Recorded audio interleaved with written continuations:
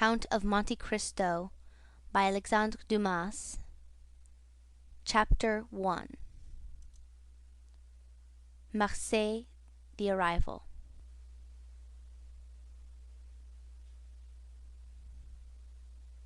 On the 24th of February, 1815, the lookout at Notre-Dame de la Garde signaled the three-master, the Pharaon, from Smyrna, Trieste, and Naples. As usual, a pilot put off immediately, and routing the Château d'If, got on board the vessel between Cape Morgiou and Rion Island. Immediately, and according to custom, the ramparts of Fort Saint-Jean were covered with spectators. It is always an event at Marseille for a ship to come into port, especially when this ship, like the Pharaon, has been built, rigged, and laden in the old Fosse docks, and belongs to an owner of the city. The ship drew on, and had safely passed the strait which some volcanic shock has made between the Calazren and Jaros Islands, had doubled Pomègue, and approached the harbour under topsails, jib, and spanker, but so slowly and sedately that the idlers, with that instinct which is the forerunner of evil, asked one another what misfortune could have happened on board. However, those experienced in navigation saw plainly if any accident had occurred, it was not to the vessel herself, for she bore down with all the evidence of being skilfully handled, the anchor a cock-bill, the jib-boom guys already eased off, and standing by the side of the pilot, who was steering the Pharaon towards the narrow entrance of the inner port, was a young man, who with activity and vigilant eye watched every motion of the ship, and repeated every direction of the pilot. The vague disquietude which prevailed among the spectators had so much affected one of the crowd that he did not await the arrival of the vessel in harbour, but jumping into a small skiff, desired to be pulled alongside the Pharaon, which he reached as she rounded into La Réserve basin. When the young man on board saw this person approach, he left his station by the pilot, and hat in hand, leaned over the ship's bulwarks. He was a fine, tall, slim young fellow of 18 or 20, with black eyes and hair as dark as a raven's wing, and his whole appearance bespoke that calmness and resolution peculiar to men accustomed from their cradle to contend with danger.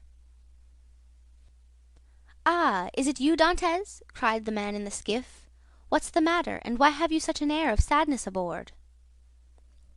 "A great misfortune, Monsieur Morel," replied the young man. "A great misfortune, for me especially.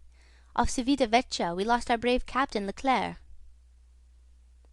"And the cargo?" inquired the owner, eagerly. "Is all safe, Monsieur Morel, and I think you will be satisfied on that head. But poor Captain Leclerc!" "What happened to him?" asked the owner, with an air of considerable resignation. "What happened to the worthy captain?"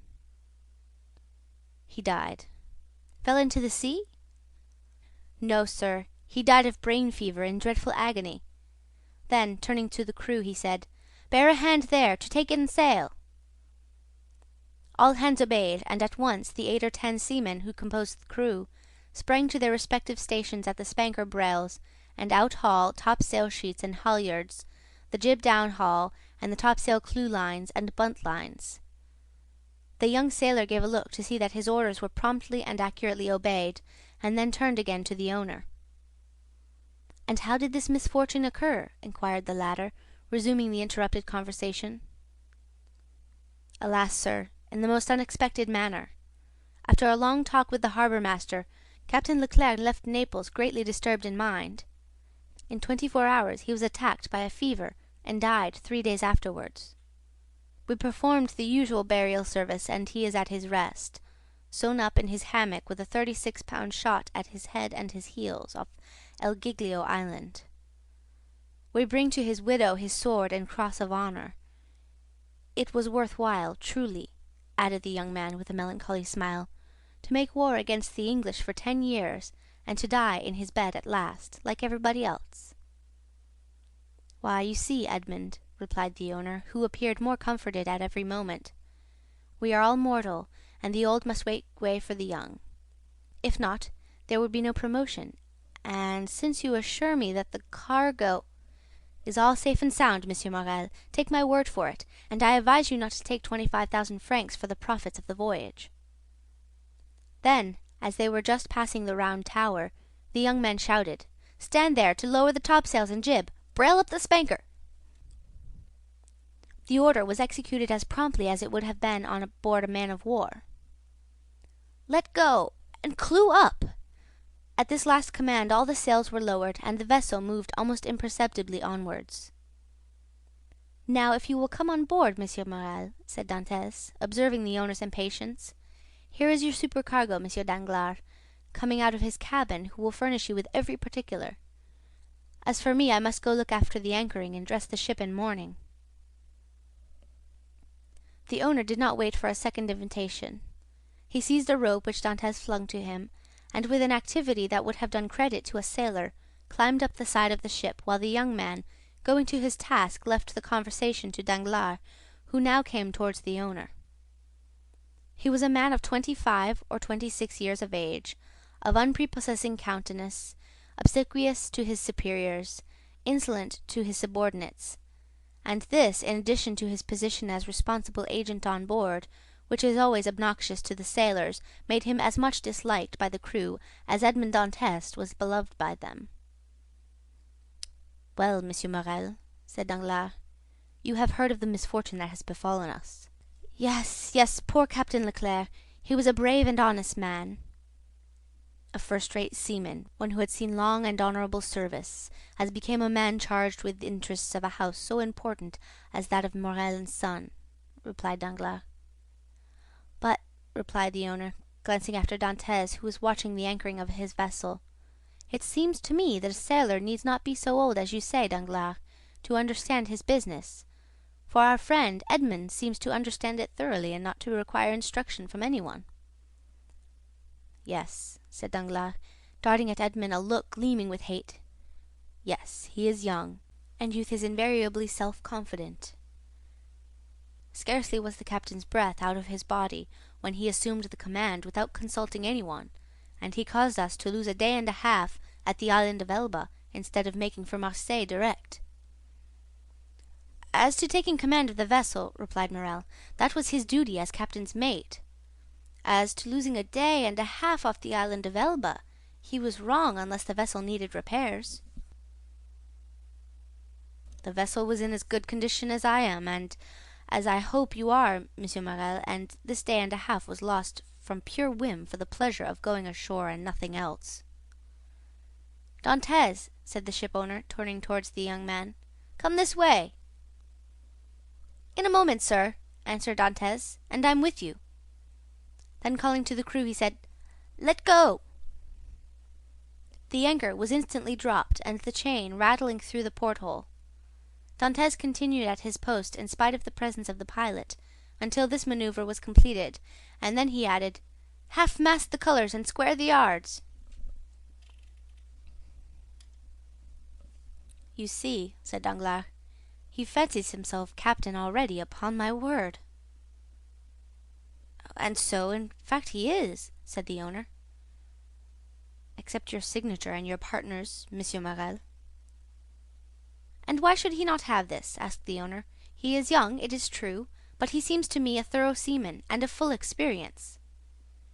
A cloud passed over Danglars' brow. "Your pardon, Monsieur Morel," said Dantès, approaching. "The vessel now rides at anchor, and I am at your service. You hailed me, I think?" Danglars retreated a step or two. "I wish to inquire why you stopped at the island of Elba." "I do not know, sir. It was to fulfill the last instructions of Captain Leclere, who, when dying, gave me a packet for Marshal Bertrand." "Then did you see him, Edmond?" "Who?" "The marshal." "Oh, yes." Morrel looked around him, and then, drawing Dantès on one side, he said suddenly, "And how is the emperor?" "Very well, as far as I could judge from the sight of him." "You saw the emperor, then?" "He entered the marshal's apartment while I was there." "And you spoke to him?" "Why, it was he who spoke to me, sir," said Dantès, with a smile. "And what did he say to you?" Asked me questions about the vessel, the time she left Marseille, the course she had taken, and what was her cargo. I believe if she had not been laden, and I had been her master, he would have bought her. But I told him I was only mate, and that she belonged to the firm of Morel and Son. Ah, yes, he said, I know them. The Morels have been shipowners from father to son, and there was a Morel who served in the same regiment with me when I was in garrison at Valence. Pardieu, and that is true, cried the owner, greatly delighted. And that was Policar Morel, my uncle, who was afterwards a captain. Dantès, you must tell my uncle that the Emperor remembered him, and you will see it will bring tears into the old soldier's eyes. Come, come, continued he, patting Edmond's shoulder kindly. You did very right, Dantès, to follow Captain Leclerc's instructions, and touch at Elba, although if it were known that you had conveyed a packet to the marshal, and had conversed with the Emperor, it might bring you into trouble. How could that bring me into trouble, sir? Asked Dantès, for I did not even know of what I was the bearer, and the Emperor merely made such inquiries as he would of the first comer. But pardon me, here are the health officers and the customs inspectors come alongside. And the young man went to the gangway. As he departed, Danglars approached and said, "Well, it appears that he has given you satisfactory reasons for his landing at Porto Ferrajo." "Yes, most satisfactory, my dear Danglars." "Well, so much the better," said the supercargo, "for it is not pleasant to think that a comrade has not done his duty." "Dantès has done his," replied the owner, "and that is not saying much. It was Captain Leclerc who gave orders for this delay." "Talking of Captain Leclerc, has not Dantès given you a letter from him?" "To me? No. Was there one?" "I believe that, besides the packet, Captain Leclerc confided a letter to his care." "Of what packet are you speaking, Danglars?" "Why, that which Dantès left at Porto Ferrajo." "How do you know he had a packet to leave at Porto Ferrajo?" Danglars turned very red. "I was passing close to the door of the captain's cabin, which was half open, and I saw him give the packet and letter to Dantès." "He did not speak to me of it," replied the shipowner, "but if there be any letter he will give it to me." Danglars reflected for a moment. "Then, Monsieur Morel, I beg of you," said he, "not to say a word to Dantès on the subject. I may have been mistaken." At this moment the young man returned. Danglars withdrew. "Well, my dear Dantès, are you now free?" inquired the owner. "Yes, sir." "You have not been long detained?" "No, I gave the custom-house officers a copy of our bill of lading, and as to the other papers, they sent a man off with the pilot, to whom I gave them." "Then you have nothing more to do here?" "No, everything is all right now." "Then you can come and dine with me?" I really must ask you to excuse me, Monsieur Morel. My first visit is due to my father, though I am not the less grateful for the honor you have done me." "Right, Dantès, quite right. I always knew you were a good son." "And," inquired Dantès, with some hesitation, "do you know how my father is?" "Well, I believe, my dear Edmond, though I have not seen him lately." "Yes, he likes to keep himself shut up in his little room." "That proves at least that he has wanted for nothing during your absence." Dantès smiled.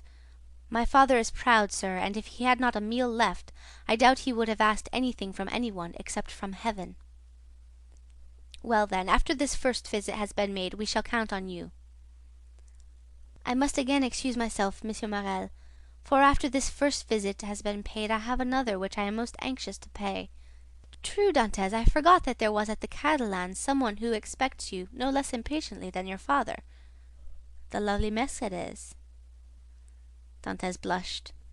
"Aha!" said the shipowner, "I am not in the least surprised, for she has been to me 3 times, inquiring if there were any news of the Pharaon. Peste, Edmond, you have a very handsome mistress." "She is not my mistress," replied the young sailor gravely. "She is my betrothed." "Sometimes one and the same thing," said Morel, with a smile. "Not with us, sir," replied Dantès. "Well, well, my dear Edmond," continued the owner, "don't let me detain you. You have managed my affairs so well that I ought to allow you all the time you require for your own. Do you want any money?" "No, sir, I have all my pay to take, Nearly 3 months' wages." "You are a careful fellow, Edmond." "Say, I have a poor father, sir." "Yes, yes, I know how good a son you are. Now hasten away to see your father. I have a son too, and I should be very wroth with those who detained him from me after a 3 months' voyage." "Then I have your leave, sir?" "Yes, if you have nothing more to say to me." "Nothing." "Captain Leclerc did not, before he died, give you a letter for me?" "He was unable to write, sir. But that reminds me that I must ask your leave of absence for some days." "To get married?" "Yes, first, and then go to Paris." "Very good. Have what time you require, Dantès. It will take quite 6 weeks to unload the cargo, and we cannot get you ready for sea until 3 months after that. Only be back again in 3 months for the Pharaon," added the owner, patting the young sailor on the back. "Cannot sail without her captain." "Without her captain!" cried Dantès, his eyes sparkling with animation. "Pray mind what you say, for you are touching on the most secret wishes of my heart. Is it really your intention to make me captain of the Pharaon?" "If I were sole owner, we'd shake hands on it now, my dear Dantès, and call it settled. But I have a partner, and you know the Italian proverb, chi ha compagno ha padrone. He who has a partner has a master. But the thing is at least half done, as you have 1 out of 2 votes. Rely on me to procure you the other. I will do my best." "Ah, Monsieur Morel!" exclaimed the young seaman, with tears in his eyes, and grasping the owner's hand. "Monsieur Morel, I thank you in the name of my father and of Mercédès." "That's all right, Edmond. There's a Providence that watches over the deserving. Go to your father, go and see Mercédès, and afterwards come to me." "Shall I row you ashore?" "No, thank you. I shall remain and look over the accounts with Danglars. Have you been satisfied with him this voyage?" "That is, according to the sense you attach to the question, sir. Do you mean, is he a good comrade? No, for I think he never liked me since the day when I was silly enough, after a little quarrel we had, to propose to him to stop for 10 minutes at the island of Monte Cristo to settle the dispute, a proposition which I was wrong to suggest, and he quite right to refuse. If you mean as responsible agent when you ask me the question, I believe there is nothing to say against him, and that you will be content with the way in which he has performed his duty. But tell me, Dantès, if you had command of the Pharaon, should you be glad to see Danglars remain?" "Captain or mate, Monsieur Morel, I shall always have the greatest respect for those who possess the owner's confidence." That's right, Dantès. I see you are a thoroughly good fellow, and will detain you no longer. Go, for I see how impatient you are." "Then I have leave? Go, I tell you." "May I have the use of your skiff?" "Certainly." "Then for the present, Monsieur Morel, farewell, and 1,000 thanks." "I hope soon to see you again, my dear Edmond. Good luck to you."